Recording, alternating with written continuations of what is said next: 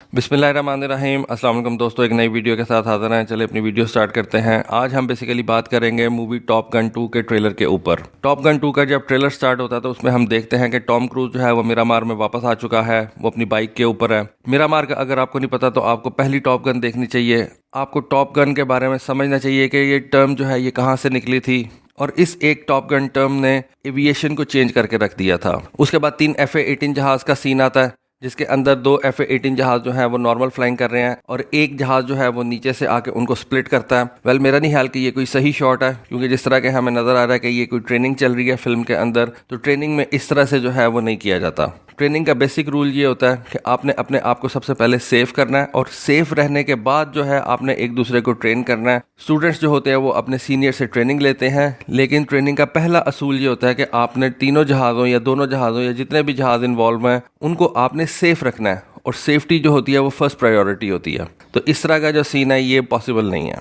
उसके बाद आप SR-72 का शॉट देख सकते हैं। ये शॉट उन्होंने पहले ट्रेलर में भी दिखाया था। डेजर्ट के ऊपर ये शॉट लिया गया। इससे शायद ये जाहिर होता है कि टॉम क्रूज जो है वो एरिया 51 में गया है, वहाँ पे एक सीक्रेट जहाज के ऊपर उसने फ्लाइंग की है। और पहले ट्रेलर में भी ये दिखाया गया था कि टॉम क्रूज ने नॉर्मल जी सूट जो है उसको नहीं पहना हुआ, उसने एक किस्म का वो जो स्पेस सूट पहनते हैं वो पहना हुआ है, जो U-2 के पायलट्स जो है वो पहनते हैं। इससे ये जाहिर होता है कि टॉम क्रूज जो है वो ये एक नया प्लेन लेके किसी रिकॉनेसेंस मिशन के ऊपर गया, और बहुत ज़्यादा हाई एल्टीट्यूड के ऊपर उसने जो है वो फ्लाई किया। लेकिन अब ये पता नहीं कि अमेरिकन फिल्म के अंदर किस किस्म की जो है वो बात करते हैं, तो ये तो फिल्म आएगी तो पता चलेगा।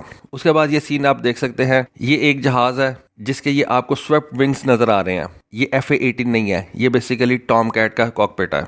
इससे जाहिर होता है कि F-14 जहाज जो है वो इस फिल्म के अंदर वापस आएगा। अब इस वक्त दुनिया के अंदर F-14 जहाज सिर्फ दुनिया का एक मुल्क इस्तेमाल कर रहा है, और वो है ईरान। और इस फिल्म के लिए ईरान तो आपको ये जहाज नहीं देगा। अमेरिका के पास शायद इस वक्त 1 या 2 F-14 जहाज हों जो इस वक्त फ्लाईएबल हालत के अंदर हों, और मेरा नहीं ख्याल कि वो किसी फिल्म के लिए उनको देंगे।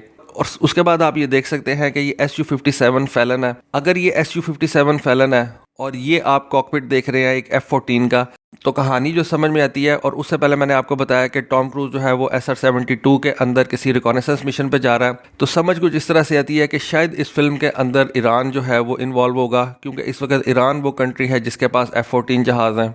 और शायद ये कोई F-14 जहाज़ जो है वो ईरान से स्मगल करके या उसको उड़ा के वहाँ से जो है वो लेके जाने की कोशिश करेंगे, और उस कोशिश के अंदर उनका सामना रशिया के SU-57 के साथ होता है। अब रशिया का SU-57 जहाज़ यहाँ पे क्या कर रहा है ये तो वीडियो आएगी तो पता चलेगा, लेकिन F-14 जहाज़ जो है वो इस वक्त दुनिया का सिर्फ एक मुल्क इस्तेमाल कर रहा है, और वो है ईरान। और अगर अमेरिकन पायलट किसी F-14 को इस वक्त उड़ा रहा है और उस थिएटर के अंदर SU-57 भी मौजूद है, तो पॉसिबिलिटी यही है कि इस फिल्म में ये दिखाया जाएगा कि अमेरिकन ने ईरान का एक F-14 जहाज़ जो है उसको चोरी किया है। और बात समझ में भी आती है कि F-14 के इस वक्त पायलट्स जो है वो दुनिया के अंदर बिल्कुल नहीं है, लेकिन टॉम क्रूज एक ऐसा पायलट है, मैवरिक एक ऐसा पायलट है जिसने F-14 जहाज़ उड़ाया हुआ है, और उसको इस ड्यूटी के ऊपर वापस लाया गया है एक ख़ास मिशन के लिए, जिसके ऊपर बाद में ये वीडियो बनाई गई है। तो वो ख़ास मिशन क्या हो सकता है कि आपने ईरान से जो है एक F-14 चोरी करना है और उसको फ्लाई करके तो किसी भी अपनी कंट्री के अंदर वो लेके आना है, और वहाँ पे उसको जो है ये रशिया के SU-57 का सामना भी करना पड़ता है। अब ये सारा का सारा जो है मैं अपने ज़हन से सोच रहा हूँ, क्योंकि अभी तक जो चीज़ें सामने आई हैं वो मैंने आपको बताई हैं। SR-72 रिकॉनेसेंस प्लेन है, टॉम क्रूज उड़ाता है। उसके बाद F-14 का कॉकपिट आपने देखा, F-14 सिर्फ ईरान यूज़ करता है। टॉम क्रूज इस फिल्म के अंदर वापस आया। टॉम क्रूज ने पहली फिल्म के अंदर जो है वो F-14 उड़ाया हुआ है, और यहाँ पे उनका सामना एक रशियन पायलट से होता है जो कि SU-57 उड़ा रहा है। तो देखें क्या फिल्म बन के सामने आती है। बल चलें आगे चलते हैं। उसके बाद हम देखते हैं कि एक मिसाइल शॉट हुआ है। 2 FA-18 उड़े हैं, वो फ्लेयर्स फेंकते हैं, और एक सरफेस टू एयर मिसाइल आके किसी फ्लेयर को लगता है। दोनों जहाज जो हैं ऐसा लग रहा है कि वो सेफ रहते हैं, और जो सरफेस टू एयर मिसाइल है वो किसी फ्लेयर को आके लगा। फिर ये एक लो लेवल फ्लाइंग का सीन आता है। फिर ये एक फीमेल स्टूडेंट जो है वो ये कहती है कि हम इस वक्त दुनिया में बेस्ट हैं, तो हमें यहाँ पे क्यों बुलाया गया। वो एक दूसरे को अपना इंट्रोडक्शन करवाते हैं। वैसे ऐसे ये पायलट्स बात नहीं करते कि हम इस वक्त बेस्ट हैं, पायलट्स ऐसे बात नहीं करते। फिर उसके बाद वो कहती है कि हमें टीच कौन करेगा, हम तो खुद ही बहुत ज़्यादा ज़बरदस्त हैं। पायलट्स ऐसे भी बात नहीं करते। पायलट्स के अंदर एक सीनियर होता है और एक स्टूडेंट होता है, और जितने भी पायलट्स होते हैं वो आपस में एक दूसरे के साथ ऐसे बात नहीं करते कि हम बेस्ट हैं, या हमारा जो टीचर होगा वो किस किस्म का होगा, हमारा जो इंस्ट्रक्टर होगा वो कितना ज़्यादा ज़बरदस्त होगा, हमें किसने पढ़ाना है, हम तो खुद ही बड़े बेस्ट हैं। पायलट्स ऐसे बात नहीं करते। उसके बाद आप देख सकते हैं कि टॉम क्रूज जो है वो एक गराज के अंदर गया है, वहाँ पे बाइक्स खड़ी हुई हैं। फिर ये कुछ हाई ऑफिशियल जो है वो एक दूसरे से बात कर रहे हैं और वो टॉम क्रूज से कहते हैं कि तुम हमारी पहली चॉइस नहीं हो। वेल, अगर आपको पता हो तो एयरफोर्स वगैरह में ये इस तरह की बात जो है वो बड़ी कॉमन होती है। किसी को कभी ये नहीं कहा जाता कि आप जो है वो बड़े ज़बरदस्त हैं, और सबको ये कहा जाता है कि आपसे और भी अच्छे थे, लेकिन आप हमारी कभी भी पहली चॉइस नहीं थे। फिर दिखाया गया कि जो आइसमैन था, वैल किल्मर जो है वो इस फिल्म के अंदर वापस आएगा, लेकिन वैल किल्मर जो है वो एक बड़ा ऑफिसर बन चुका हुआ है और कमांडर पैसिफिक फ्लीट बन गया। तो उसने कहा है कि जी टॉम क्रूज को आप मैवरिक को वापस लेके आए।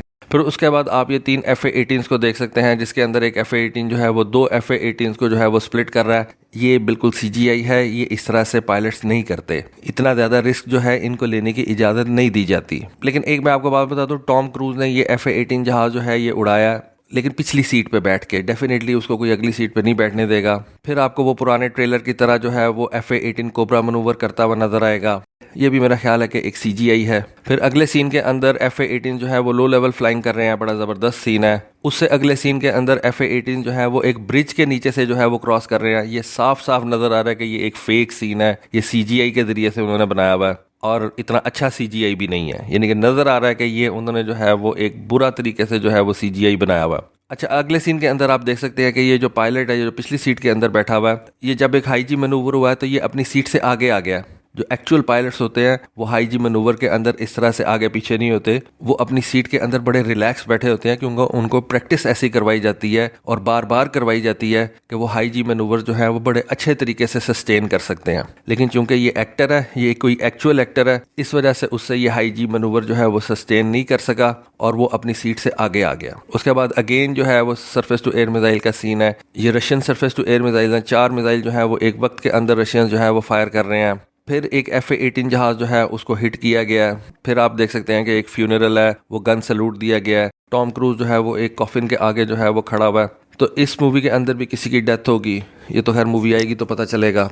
फिर अगले सीन के अंदर ये क्रूज मिसाइल या स्मॉल डायमीटर बॉम्ब जो है वो फेंके जा रहे हैं, और जिस डायरेक्शन के अंदर ये स्मॉल डायमीटर बॉम्ब या क्रूज मिसाइल जो है वो जा रहे हैं, उसी डायरेक्शन के अंदर ये FA-18 जा रहा है। इस वजह से पता चलता है कि ये स्मॉल डायमीटर बॉम्ब या ये जो क्रूज मिसाइल्स हैं, ये अमेरिकन ही जो है किसी के ऊपर फायर कर रहा है। पहले ये क्रूज मिसाइल या ये स्मॉल डायमीटर बॉम्ब जो है वो टारगेट के ऊपर जाके लगेंगे, फिर ये FA-18 जहाज जो है वो अपने टारगेट के ऊपर पहुंचेगा और ये पानी के ऊपर से उड़ा। फिर उसके बाद उन्होंने ये पुरानी वीडियो दिखाई जिसके अंदर एक जहाज जो है 2 जहाज़ों को स्प्लिट कर रहा है। मैंने आपको बताया कि ये बहुत मुश्किल बात है कि ट्रेनिंग के अंदर वो इस तरह के रिस्क लें, और एंड पे ये बताया गया है कि जी मई 27 को ये वीडियो जो है उसको रिलीज़ किया जाएगा।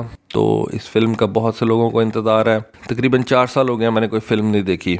मैंने इवन स्टार वॉर्स 9 जो है वो भी नहीं देखी, लेकिन शायद ये फिल्म आए तो मैं इसको ज़रूर देखूं। तो 27 मई को ये फिल्म रिलीज़ होगी। बहुत से लोगों का इसका इंतज़ार है। मेरा ख्याल है कि इस फिल्म के और भी ट्रेलर्स जो हैं वो अभी रिलीज़ किए जाएंगे। तो दोस्तों, ये थी आज की वीडियो, ये थी आज की इन्फॉर्मेशन। होपफुली आपको पसंद आई होगी। कमेंट सेक्शन में अपनी राय से ज़रूर आगाह कीजिएगा। मुझे तो लगता है इस फिल्म के अंदर ईरान के F-14s का कुछ ना कुछ जिक्र होगा। आपका इसके बारे में क्या राय है? प्लीज़ अपनी राय से कॉमेंट सेक्शन में ज़रूर आगाह कीजिएगा। आज के लिए बस इतना ही। Thank you. अल्लाह हाफिज़।